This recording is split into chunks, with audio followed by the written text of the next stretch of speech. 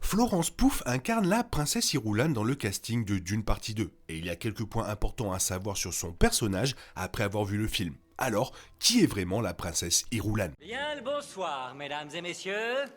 Nous sommes l'animation de la soirée. La suite termine l'histoire qui commence dans Dune, couvrant la seconde moitié du roman du même nom de Frank Herbert. Le casting de Dune 2 présente une multitude de nouveaux personnages du roman d'Herbert, et Florence est l'une des actrices les plus remarquables qui remplissent l'un de ces rôles. Cependant, après avoir joué un rôle relativement insignifiant dans l'histoire de Dune 2, la princesse Irulan aura sans aucun doute une plus grande présence dans l'avenir de la franchise.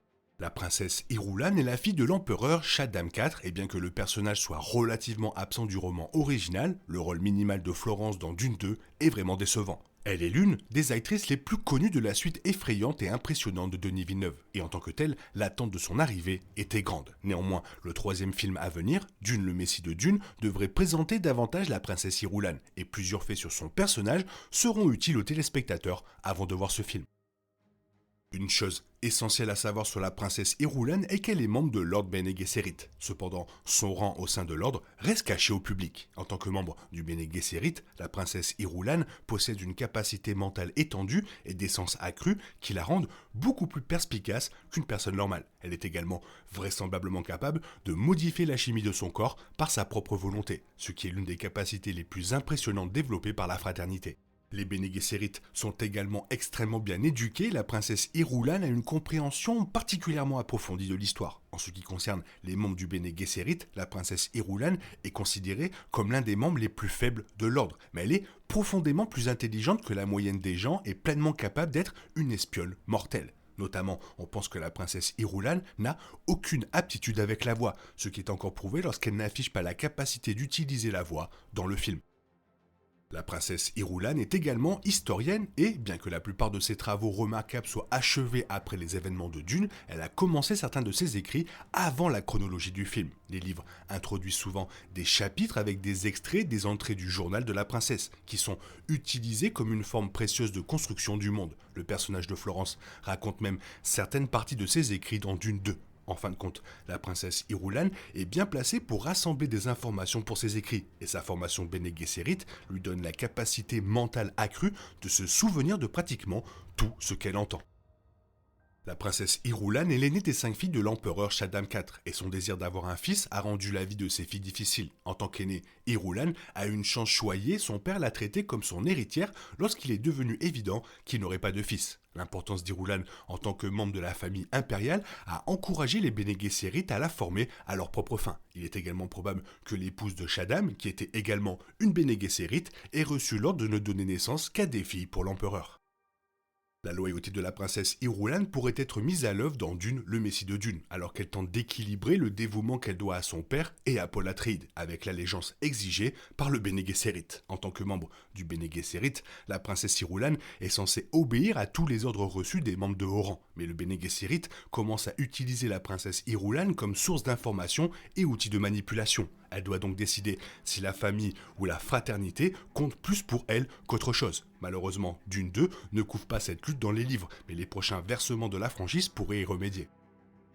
La position de la princesse Irulan fait souvent d'elle un pion entre les mains de son père ou du Bene Gesserit qu'elle méprise. Le personnage de Florence est fier et têtu, et la princesse Irulan n'apprécie pas d'être associée à des prétendants sans avoir elle-même son mot à dire. Elle est également utilisée comme un pion par le Bene Gesserit qui souhaite l'impliquer dans leur vaste programme. De plus, la princesse Irulan est une source d'informations précieuse pour le Bene Gesserit. Elle s'irrite constamment de son manque d'action et ne veut rien d'autre que d'être responsable de sa propre vie. Malheureusement, cela est impossible après que Paul ait remporté la main de la princesse dans Dune 2.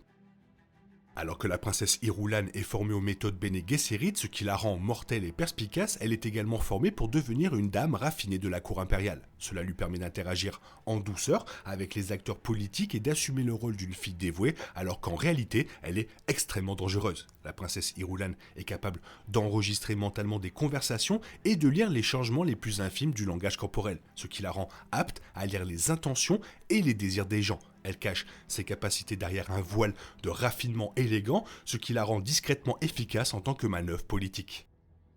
Il est noté dans Dune que, pendant longtemps, l'empereur Shaddam IV s'attendait à ce que la princesse Irulan lui succède en tant qu'impératrice Padisha. L'empereur Shaddam désirait un fils, mais lorsqu'il devint clair qu'il n'en aurait pas, il réalisa que la princesse Irulan devrait lui succéder ou épouser un membre approprié d'une grande maison pour maintenir l'hégémonie de la maison Corino dans l'Imperium. Bien que la princesse Irulan finisse par épouser le futur empereur, cela ne se produit pas de la manière attendue ou souhaitée par Shaddam, comme le montre la fin de Dune 2.